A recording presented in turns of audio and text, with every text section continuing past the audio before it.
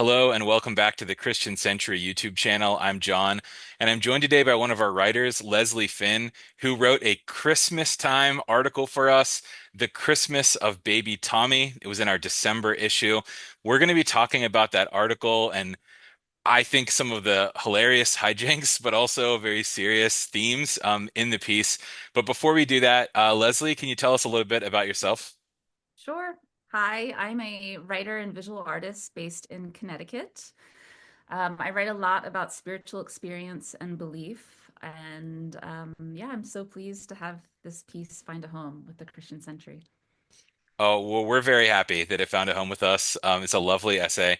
Um, so I think for those who maybe haven't gotten the chance to read the essay, it would be really good to go over kind of this crucial exchange that takes place near the beginning of the essay on a Christmas dinner.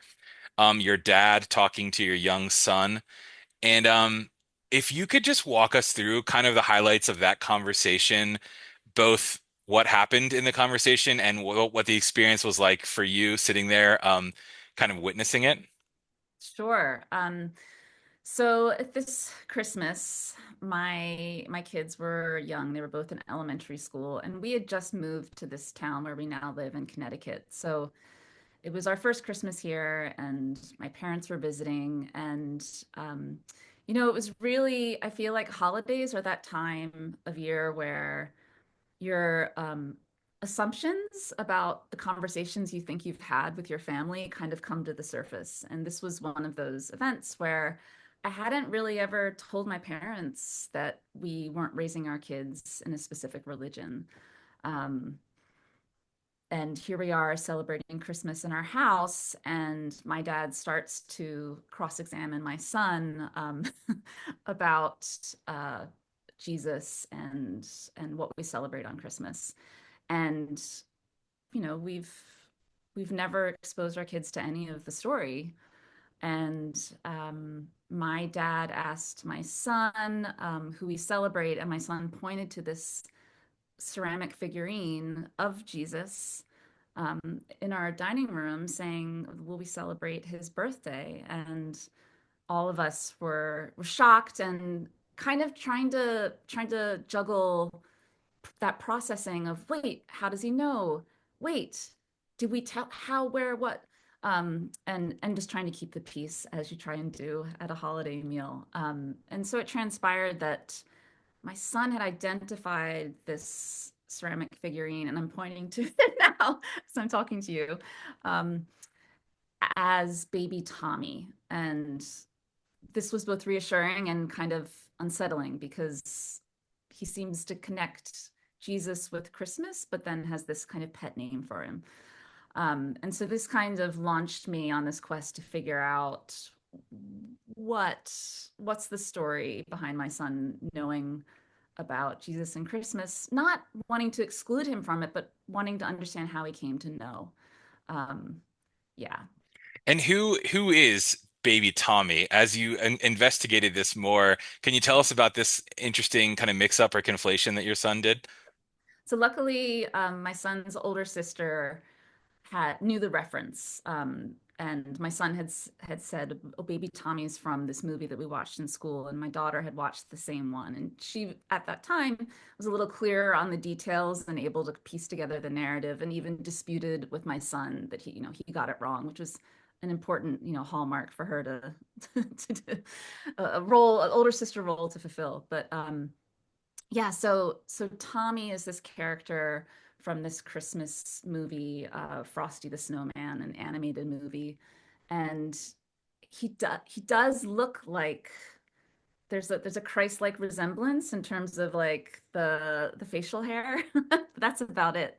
And he has a very kind of warm, um, avuncular sort of presence in the film. So there were all these things that felt like they lined up with the way in which someone might have learned about the Christ and Christmas and the story of Jesus. But it's really coming from this totally secular story about Frosty the Snowman and Tommy, this made up figure of who was a boy at the time that Frosty appeared in his town and is now this older man telling the story. Yeah. Interesting. Yeah. And though based on kind of a funny mix-up, it seems like this did spark a real curiosity in your son for religious things and for the Christian story. And you talk about how soon thereafter, you all visited a church together. And you said in the essay, my son crossing the church threshold filled me with dread. This sentence makes perfect sense to me as someone who has carries a decent amount of religious trauma from my past. But I suspect a lot of our readers and listeners love church and Yeah. long for the day when their child or grandchild will cross the threshold of a church. So I wonder if you could talk us through that sentence a bit and explain why this moment was dreadful for you. Yeah, of course. So, and in the process of writing this essay, it was really a kind of like revisiting my assumptions about church experiences, and mine are so narrow in that regard. I went to this Catholic school in Baltimore. It was very strict.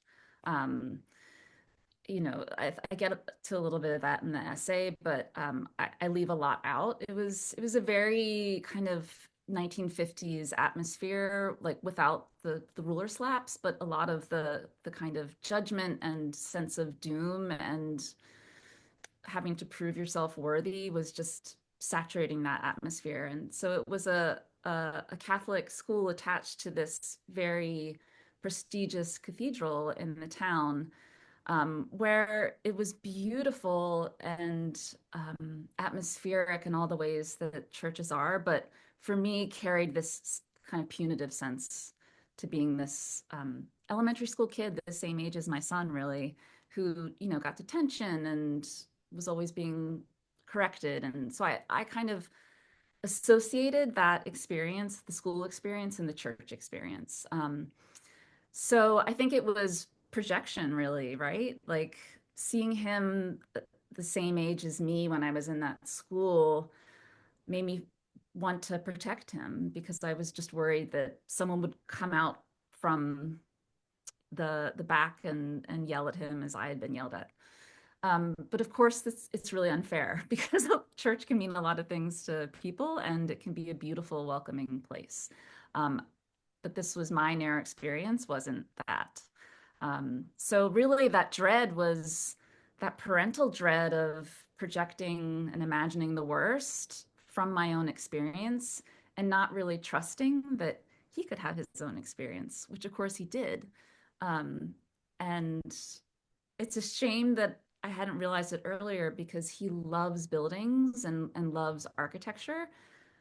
A church is an amazing place to experience architecture, and he loves color and seeing the stained glass, and the sun was shining bright that day. It was a really special moment. So, it's an essay that's a lot about coming to terms with the kind of in I guess just kind of the assumptions that we carry from childhood into adulthood, and how you let go of that to let a child really be the person they need to be. Mm, thank you Yeah. for sharing that. And Yeah. his experience was quite different. If I remember, he runs up to the front and says, "Look, baby Tommy," and no one punishes him or anything. They just go No, along with I it. mean the church was empty, and the head, who I found out was the head priest, came out when my son was on the altar, like hands on the pyx. I was really like, this was like a year's worth of detention in my you'd probably be expelled in my Catholic school. Um, so it was really, so welcoming and so supportive and lovely. And we live in this typical New England town with the town green that's the perimeter is filled with churches, and it's definitely shifted my experience living here for sure. Yeah. Well, the final thing I wanted to ask you about is if there were any updates. I mean, this essay was at least 1 year ago since it was at Christmas time. Um, and at the very final line of the piece, you tell your son, against your own, I think, inclinations or maybe desires, that you will help him learn more about this religion stuff if he's interested in that. So I was just curious how you've continued to navigate this maybe somewhat unexpected dynamic in your parenthood experience.